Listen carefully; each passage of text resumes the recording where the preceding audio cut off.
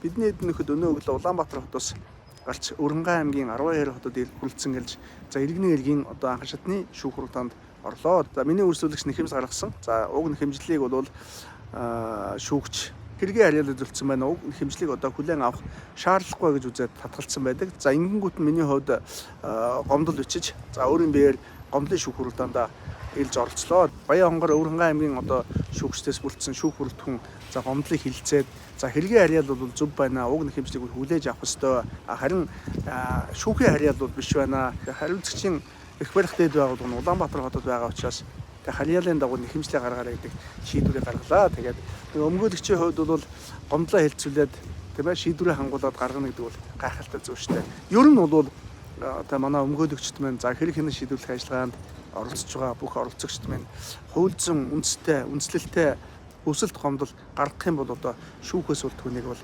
ханганаа. За уг хэрэг маргааны хувьд бол манай хуулийн байгууллагын зарим нэг ажилтны буруутай үйл ажиллагааны улмаас хайхрамжгүй үйл ажиллагааны улмаас гин буруугүй хүн аваагүй олон зуун сая төгрөгөөр төлөх ийм шүүх шийдвэр бол гарсан байдаг. Энэ нь бол анх давах дээд шүүхээр хилцэгдээд одоо шийдсэн шийдвэр гүйцэтгэлийн ажиллагаанд бол очсон байдаг. За энэ шийдвэр бол тухайн гэр бүлийн хувьд бол маш том асуудал байхгүй. Өөрөөр хэлбэл хязгаарч одоо юу гэдэг энэ наснда төлж дийлэхгүй ийм хэмжээний мөнгөө. Тийм учраас баг одоо энэ шийдвэр хүчинтэй болох юм бол одоо би амиа хорлоо гэдэг зүйлийг гэр бүлийн хүн нь одоо ярьж байгаа байхгүй.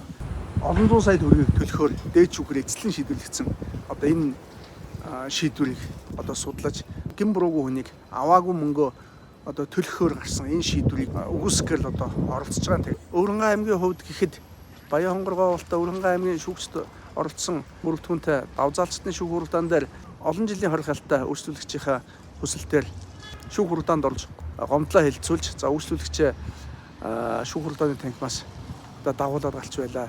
За Өрөнгай аймгийн эрүүгийн иргэн анхан шатны шүүхтэр үйлчлүүлэгчээ цагаатгах байр суурьтай шүүх хуралдаанд оролцож үйлчлүүлэгчээ цагаатгуулад шүүх хуралдааны танхимаас аваад галч байлаа. За иргэний иргэн анхан шатны шүүхтэр ирээд гомдлоо хэлцүүлээд одоо хангуулад бас галч байна. Ингээд бодохоор хууль зүйн үндэслэлтэй одоо хүсэлт гомдол гаргах юм бол Өрөнгай аймгийн шүүхийн шүүгчд бол хуулийн дагуу шийдэж байна. Тиймээс хуулийн дагуу шударга шийдвэр гаргасан одоо шүүгчтэй баярлалаа гэж хэлье. Ер нь бол шүүгэн шийдвэр шударга байх нь шүүх эрх мэдлийг үнэлэх гол одоо үнэлэмж нь. Тийм учраас шударга ёсыг тогтоох үйл ажиллагаанд ямарваа нэгэн том жижиг одоо алдаа бол гарч болохгүй.